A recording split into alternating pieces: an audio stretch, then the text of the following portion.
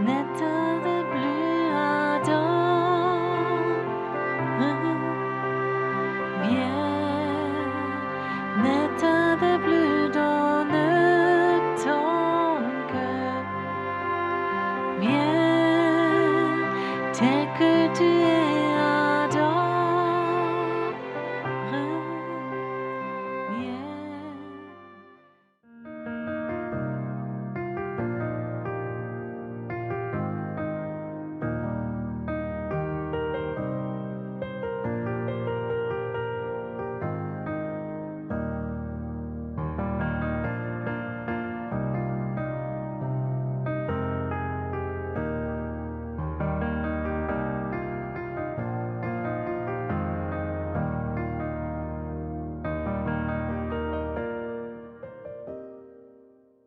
J'ai envie de commencer ce soir de vous parler de portes spirituelles.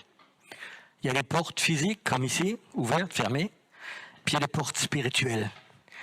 C'est des portes qui s'ouvrent dans le monde invisible, et il y a des choses qui peuvent se passer à travers ces portes.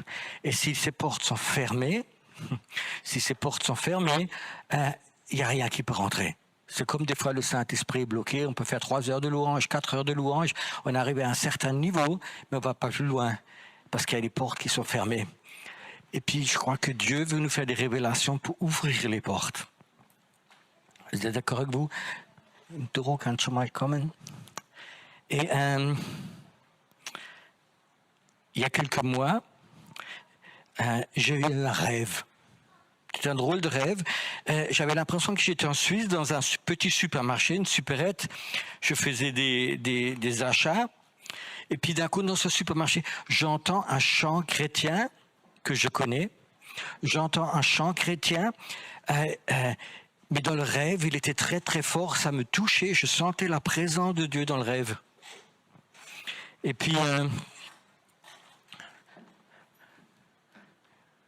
on va attendre que... C'était un chant que je connaissais, qui était très beau. Et la présence de Dieu était tellement forte dans ce supermarché. Et puis j'étais tout content que dans le supermarché, il y a une musique chrétienne. J'étais vraiment touché de ce chant.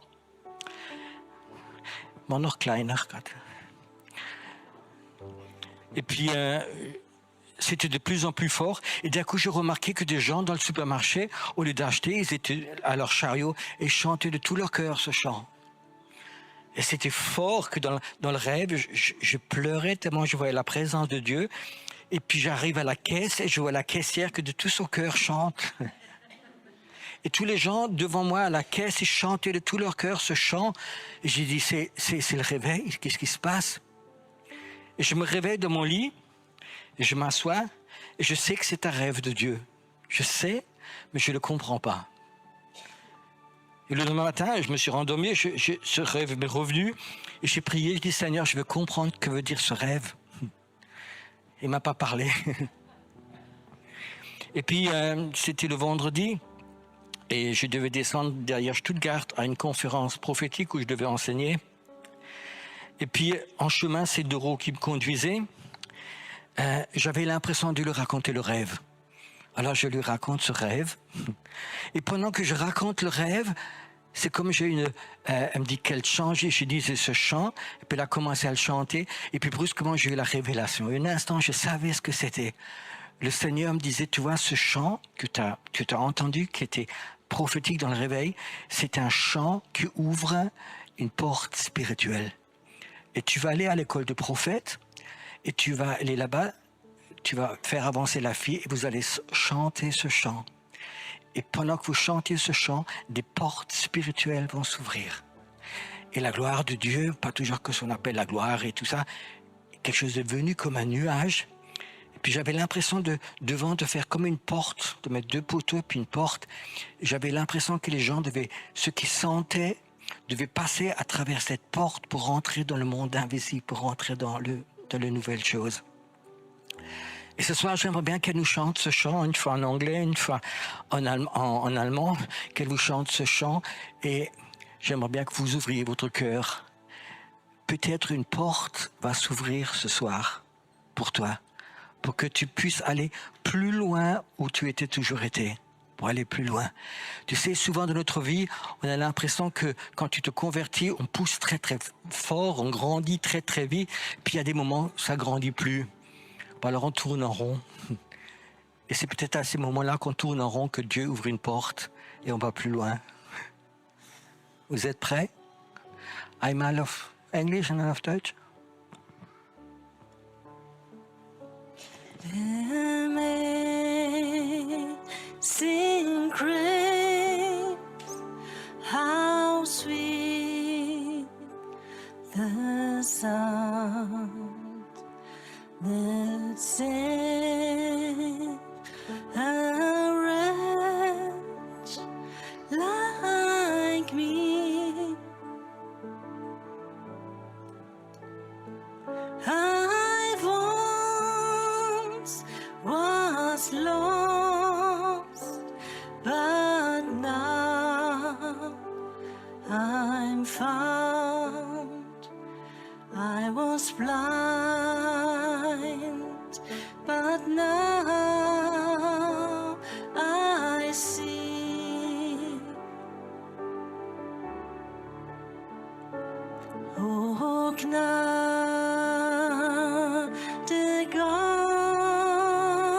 Gottes, die mich fand, die mir die Erlösung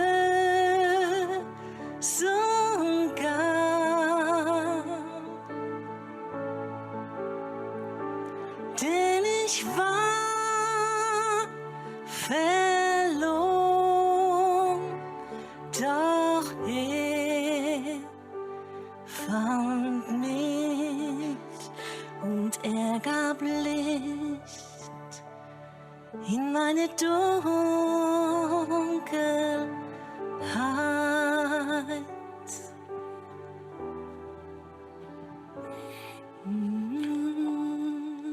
Pendant ce chant, il y a des gens, ils ont remarqué que quelque chose s'ouvre à l'intérieur d'eux.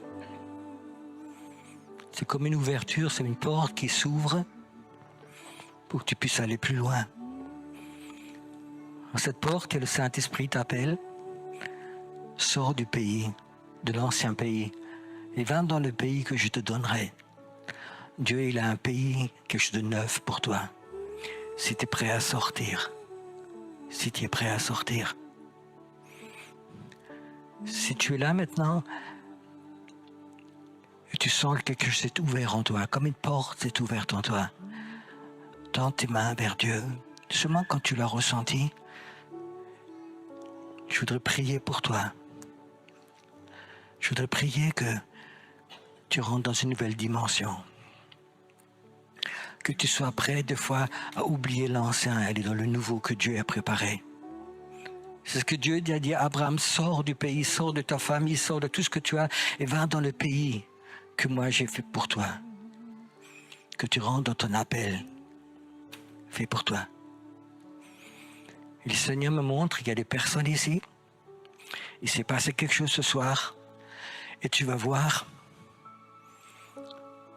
tu vas commencer à ressentir ou à voir les anges qui sont prêts dans ta vie. Il y a quelques-uns qui vont rentrer dans cette dimension qui n'ont peut-être jamais vu d'anges.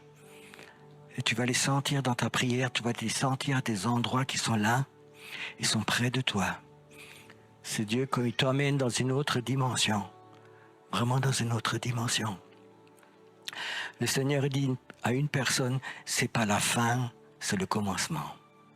Toi, tu penses que c'est la fin, c'est pas la fin, c'est le commencement. Dans le nom de Jésus. Dans le nom de Jésus. Et je vous dis, soyez honnêtes, les prochains temps, quand des choses se passent, donnez témoignage. Racontez-le à ce soir-là, quelque chose s'est ouvert en moi. Je suis capable d'aller dans une autre dimension. Dans le nom de Jésus. Amen. J'ai un court message. Quelque chose que vous connaissez tous. Je commence la phrase et vous terminez, c'est OK? L'Éternel est mon. Je ne manquerai de quoi?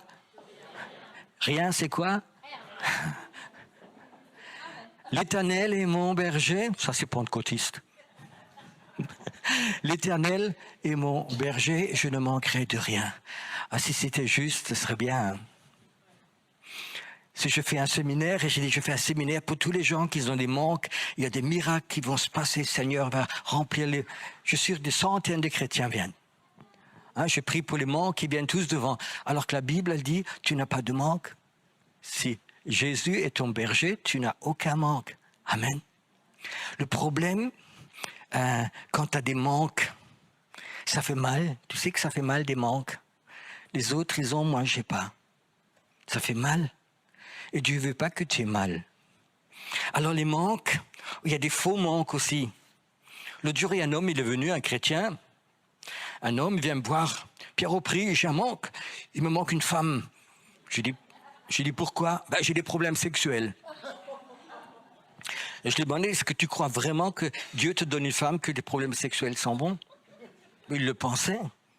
Tu sais, on a des manques, et puis on pense, Dieu t'a donné, et puis guérissement. C'est pareil avec des filles, des femmes qui viennent de voir, surtout quand je suis en Afrique, les Africaines, ils ne savent pas 2 minutes, ils sont là, ils disent, pasteur, tu peux prier pour moi. Je sais déjà à l'avance qu'est-ce qu'ils vont demander. Je veux un homme. Et de notre église, il y en a une qui vient aussi, une jeune fille que je connais. Je connais malheureusement trop. Elle vient, elle me dit, j'ai besoin d'un homme.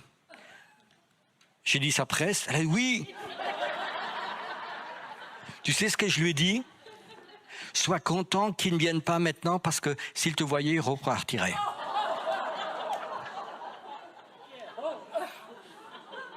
Est-ce que j'ai raison ou pas? Mais je la connaissais.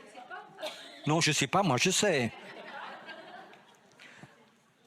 J'ai dit, aie patience, le Seigneur va te changer. Le Seigneur va te changer, va toucher ton cœur. Et puis quand tu seras prêt, il va t'envoyer l'homme qui va vraiment avec toi. Donc son manque, c'était un faux manque. Son problème, c'était qu'elle ne se laissait pas changer. Et je crois qu'il y a tellement de manques qu'on a, qu'on doit vraiment enlever. Quand tu dis Jésus, c'est ma porte, je passe chez lui, je lui donne ma vie, c'est mon berger, moi je suis sa brebis. À ce moment-là, je n'ai plus de manque parce que tous les manques, c'est lui, il va te changer. C'est pas moi qui veux chercher, pour moi il manque, mais c'est lui qui va le changer. Je crois que quand tu es complètement heureux dans le Seigneur, les manques disparaissent. C'est vrai? Vous avez déjà vécu ça? Il y a le Seigneur, il est tellement présent, il m'aime tellement, je suis dans la volonté de Dieu, ça fait plaisir d'être avec le Seigneur. Et tout le reste, ça ne m'intéresse plus. Ce que le voisin il parle de moi, ça ne m'intéresse plus. Que la boîte dans laquelle je travaille va peut-être faire faillite, ce n'est pas important, c'est le problème du Seigneur. Mes enfants qui ne m'obéissent pas, qui sont rebelles, c'est le problème du Seigneur. Tu te rends compte? Tu t'énerves plus quand ils vont te provoquer. Alors il faut qu'on apprenne nouveau, je crois, d'être dans le Seigneur, parce que si tu as des banques et tu viens, Pierre Aupry, pour moi tu as des banques, je suis presque sûr, tu as passé un jour dans cette porte, Jésus c'est la porte, tu passes chez lui, tu fais quelques pas, et après tu sors de nouveau, tu prends d'autres chemins. Je vais avoir un message tout simple ce soir. Si toi tu as des manques, on va calculer d'où ça vient. Est-ce que ça vient du Seigneur? Est-ce que le Seigneur est responsable? Je ne sais pas, il faut se poser la question. Peut-être que le Seigneur en a marre d'être berger. Peut-être qu'il est devenu ingénieur en informatique.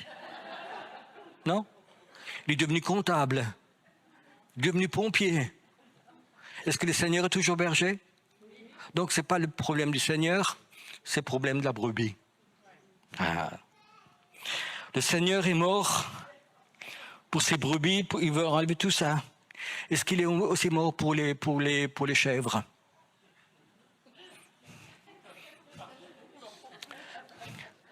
Il est mort pour les brebis, tu sais pas pour les chèvres. Tu sais qu'il y a une différence entre chèvres et moutons? J'ai connu ça, j'étais dans le sud de la France, je sors des affaires, donc je pense toujours encore à travers rendement, affaires. Et c'était du côté on fait le fromage de chèvre, et il y avait un berger, je l'avais 12 chèvres. Et puis il se promenait dans la montagne, ces chèvres, et je lui dis, écoute, est-ce que c'est rentable un homme pour 12 chèvres? 24 heures, tu es là, tu t'occupes des chèvres. Je l'ai raconté, moi j'étais quelques semaines avant en Allemagne, j'ai rencontré un berger. C'était un berger avec 2 chiens, il avait 300 moutons. Et le berger des chèvres me regarde, il a dit, vous n'avez rien compris. Je dis, peut-être, expliquez-moi. Il me dit, c'est quand tu as 12 moutons, tu en as 300, tu vas devant, ils te suivent. Les chèvres, ils te suivent jamais. Tu as un beau croisement, 2 à droite, 3 à gauche, un qui vont tout droit. Donc tu cherches toute la journée, tu cours après les chèvres. Donc tu as dit que quand on a une quinzaine, si tu es 8 jours avec eux, après tu vas en psychiatrie, t'es fou. Et j'ai remarqué une chose, dans les églises, il y a beaucoup de chèvres. Et j'ai vu des pasteurs qui passaient en psychiatrie. On en rit, mais c'est vrai. Pourquoi?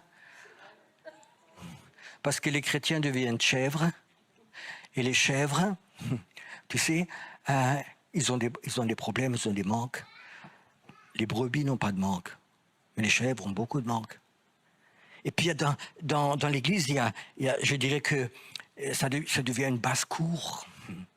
On oublie d'être... Le Seigneur est toujours encore Seigneur, il est toujours berger, mais il n'est pas toujours, nous, n'est pas toujours brebis. On ne suit pas le Seigneur. On a nos propres chemins. Le Seigneur nous court après.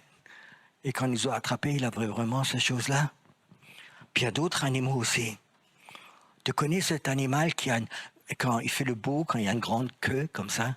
Le paon. Tu connais des chrétiens paons? Quand ils ont une nouvelle voiture, ils tournent 4 fois sur le parking. Et puis les femmes, quand ils ont une nouvelle robe, elles passent. Oh, j'ai oublié de saluer, frère. C'est qui la plus belle? C'est ce caractère de paon. C'est les manques qui sont là. On les voit beaucoup dans le caractère des gens. Il y a des autres animaux, ils font... C'est les cochons. Alors je vous raconte comme une histoire pour que vous compreniez. Un roi, un jour, il va là à une ferme qui lui appartenait et voit un petit cochon rose. Et il tombe amoureux du cochon. Et le roi dit au fermier, je t'achète, je te paye. Je te donne l'argent, c'est mon cochon. Il emmène le cochon à la maison, c'est un cochon royal. Alors il l'emmène, il le douche, le shampoing, il fait une chambre à lui, il fait un gros petit matelas, il lui met une petite chaîne en or, c'est le cochon du roi, tu sais. Puis il était toujours amoureux de son cochon, et puis il va se promener le jour d'après dans la forêt, le cochon royal et le roi, ils vont se promener. Et d'un coup, il voit une grande flaque d'eau, de boue. Et le cochon royal, qu'est-ce qu'il fait? Il a oublié d'être royal. Tu sais pourquoi? Parce qu'un cochon reste un cochon. Tu sais, il y a des chrétiens, je sais, ça, je ne devrais pas le raconter, mais des fois je me pose la question, qu'est-ce qui se passe dans la tête des gens encore? Et ils se comportent comme ça. En allemand, on dit Wildschweine. C'est des personnes qui ont des manques. Quand tu es brebis, tu n'as pas de manque. Il y a des autres chrétiens, des chrétiens girafes. Tu connais les chrétiens girafes? C'est des gens qui sont très intellectuels. C'est des gens qui sont érudits, il y a des pasteurs girafes, ils connaissent 5 langues. Alors ils savent pas prêcher aux gens, ils prêchent aux girafes aussi. Donc c'est l'hébreu là, tout ce que tu veux, ils parlent toutes les langues, ils mettent des mots que tu comprends jamais. Oh. Il y a des chrétiens qui aiment bien les pasteurs girafes. J'en fais pas partie, hein. La seule langue que je parle correctement, c'est l'alsacien. Les gens, les Allemands me demandent qu'est-ce que c'est un alsacien. Je peux vous expliquer ce que c'est un alsacien? Alors vous allez comprendre. Un Anglais, il est dans le bus, il marche sur le pied d'une dame, il dit « sorry, excuse me », il s'excuse. Le Français, pareil, « excusez-moi madame ». L'Allemand, « entschuldige Sie mich, es tut mir leid ». L'Alsacien, il marche dessus, il dit « hop là ».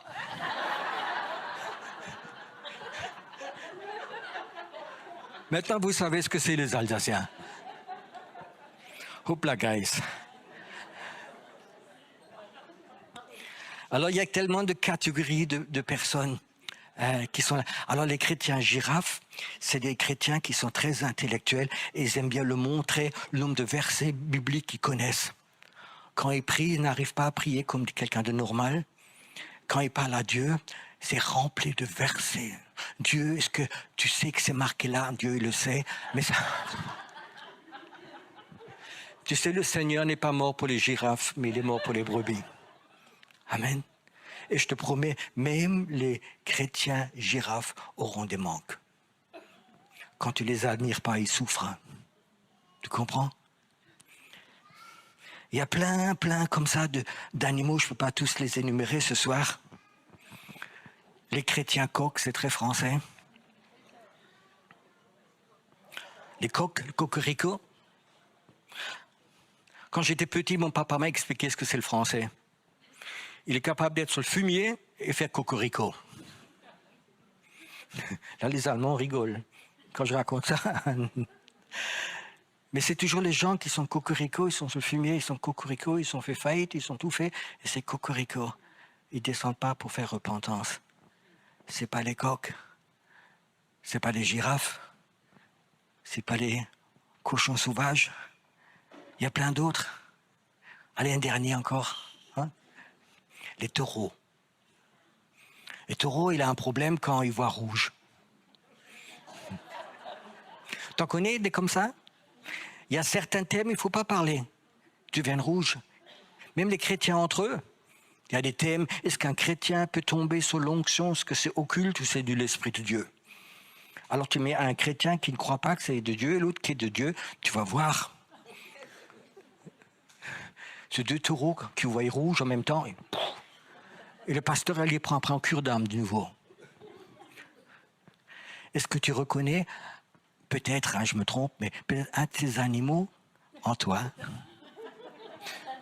Je ne suis pas sûr que je reviens, mais je prends le risque. OK.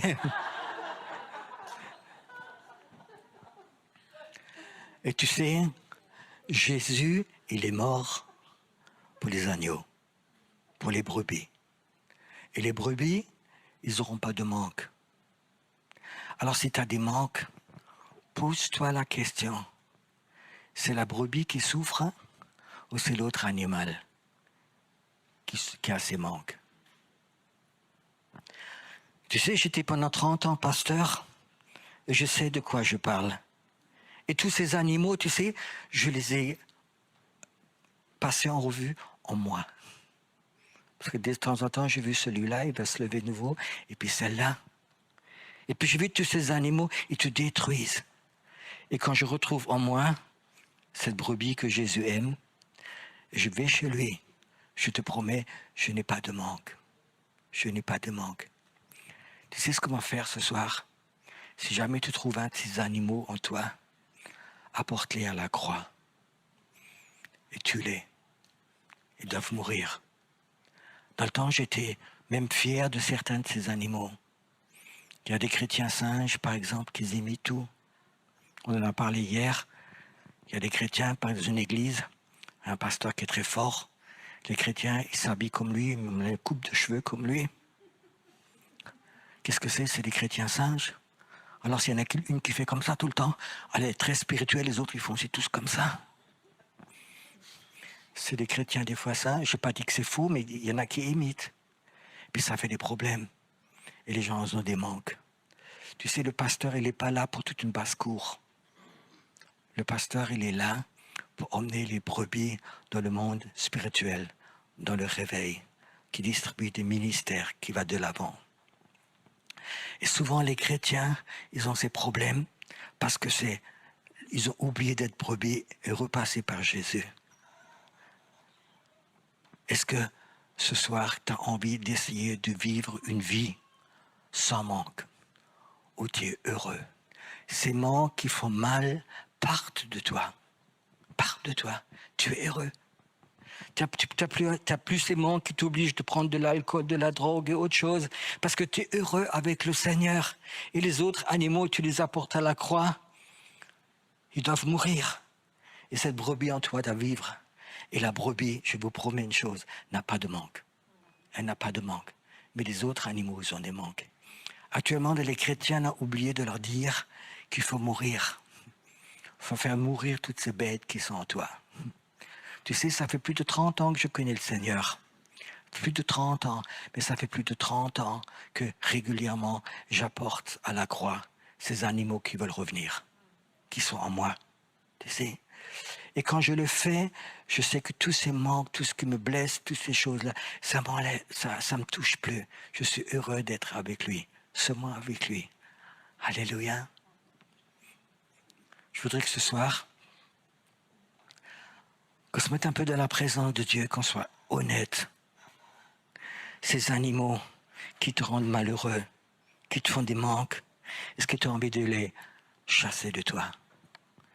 Ne les chasse pas dans le voisin, c'est pas bon. Chasse-les de toi. Elles doivent partir de toi. Je crois que la présence de Dieu, elle est là ce soir. Je crois que Dieu voudrait vraiment te toucher. Que cette brebis en toi, elle retrouve la vie, le bonheur. Cette brebis qui va sur les genoux du Seigneur. Ce soir, je vais te raconter une dernière histoire d'un berger. Un berger, il avait un grand troupeau qui le suivait partout. Mais il avait une petite brebis qui courait dans tous les sens. Il a essayé de l'éduquer, il n'y a eu aucune chance. Elle partait toujours. Le berger savait qu'elle va courir à la mort. Il n'a pas de chance. Alors il a fait de choses. Il a pris la brebis et il lui a cassé les deux pattes devant. Il lui a cassé les deux pattes. Puis il a mis un bâton et puis un pansement autour. Et il a porté pendant des semaines cette brebis sur ses épaules. Des semaines. Jusque la petite brebis savait nouveau marcher. Et après, il a enlevé ce morceau de bois, ce pansement autour des pattes. Les pattes étaient guéries. Et la brebis sautait et courait de nouveau, mais elle ne partait plus. Elle était près du berger. Et ça peut arriver dans ta vie où tu as cette rébellion, tu vas dans tous les sens, tu vas dans les endroits où Dieu ne veut pas t'avoir, que ça se passe comme ça. Et le Seigneur, peut-être il t'a fait mal, mais il te dit, je veux te guérir et je veux te porter. Pendant ces 6 semaines, le berger il a porté cette brebis. La rébellion de la brebis, elle est partie. Elle a été guérie. Souvent, c'est possible que dans notre vie, il y a des cas comme ça, tu perds ton travail. Ton ménage est brisé. Tes enfants te critiquent. Ces choses-là. Et je te promets une chose. Il y a des temps où le Seigneur va te guérir. Même ça a été très très dur. Peut-être tu es une brebis rebelle. Le Seigneur dit, même si j'étais obligé de te casser une patte, je vais te porter. Je vais te porter. Je vais te porter. Jusqu'à ce que tu sois guéri. Moi, j'ai été une brebis comme ça. En tant qu'enfant, j'ai croyé en Dieu. J'étais à l'église.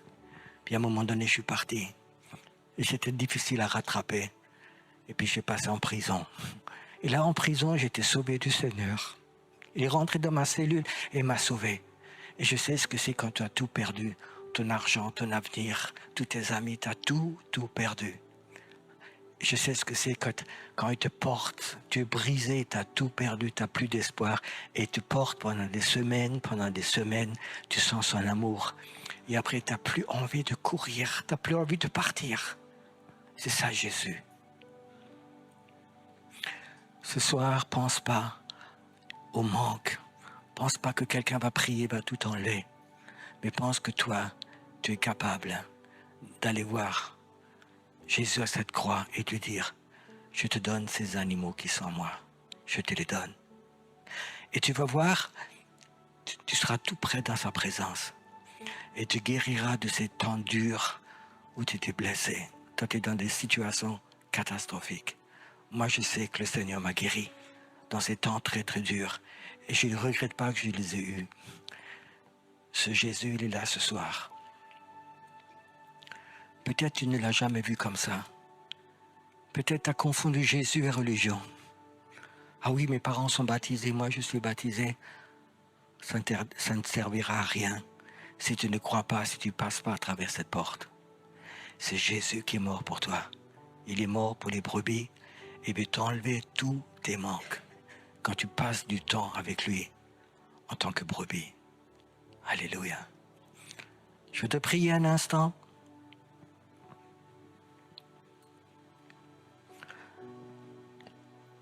Peut-être tu es fier de ces autres animaux qui étaient toi parce que ça te rendait fort. Tu te sentais comme un lion. Tu étais des fois comme l'éléphant de la porcelaine et tout le monde avait peur de toi. Apporte ces animaux à la croix. Apporte-les. Et deviens brebis. Les brebis qui ont un maître, Jésus, le berger. Alléluia. Je ne sais pas pourquoi, mais inspire-toi. Je sens que le roi de Dieu, il est là pour guérir. Inspire. Il y a quelqu'un qui souffre parce que tu as le diabète. Quelqu'un qui est là. Inspire encore. C'est la guérison qui est là. Le berger qui guérit, il est là. Et tu vas voir, ton diabète va disparaître. Il va disparaître. Ce manque va disparaître en toi. Parce que Dieu t'appelle ce soir. Il t'appelle et il veut te guérir. Merci Seigneur que tu es pas seulement notre berger, mais tu es aussi notre médecin, notre guérisseur. Il y a quelqu'un, tu souffres parce que tu as un souffle court. Tu n'arrives plus à respirer à fond. Je brise cette maladie sur toi.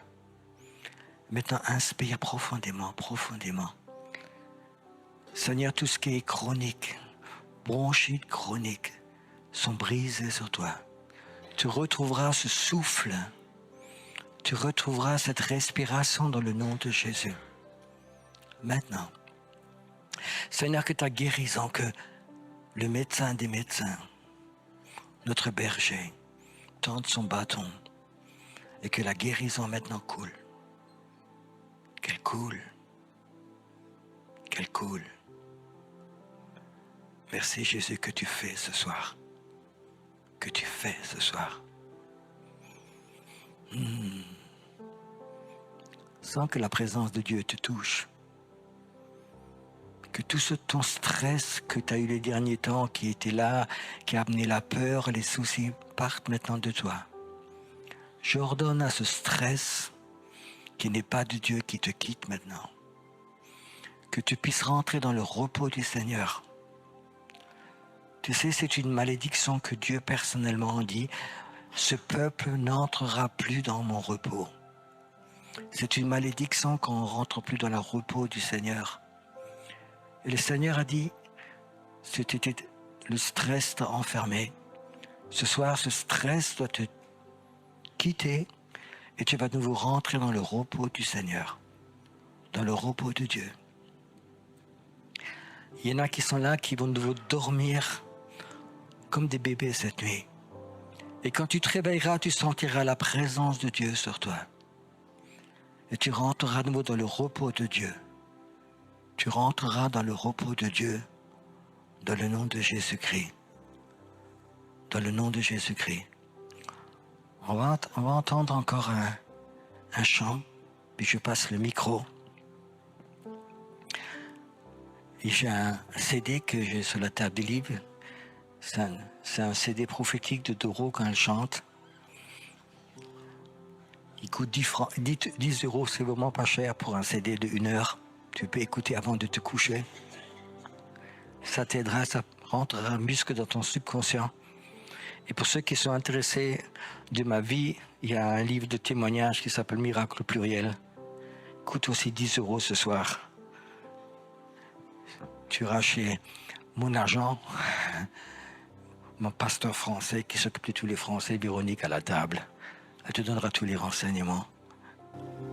Jésus, je le dis non, non, merveilleux homme, près de Père, Emmanuel, Dieu avec nous, source de joie. Parole de vie, Jesus, name above all names, beautiful Savior, glorious Lord, Emmanuel, God is with us, blessed Redeemer, living Word. Jésus,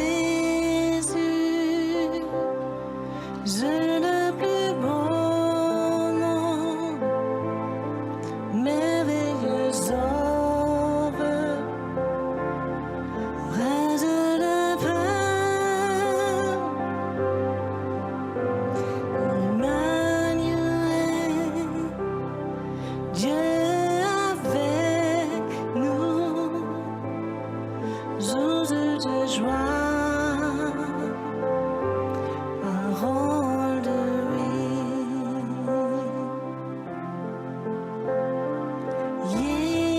Jesus, höchster Name, teure Erlöser, siegreicher Herr, Immanuel, Gott ist mit uns, herrlicher Heiland, lebendiges Wort. Du bist der Friedefürst und der allmächtige Gott, Ratgeber wunderbar, ewige Vater,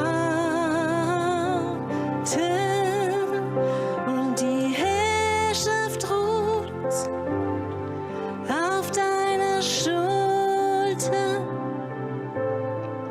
und deines Friedens Reich wird kein Ende sein. Jésus, je le plus beau nom, merveilleux sauveur, près de Père, Emmanuel, Dieu avec nous, source de joie, parole de vie.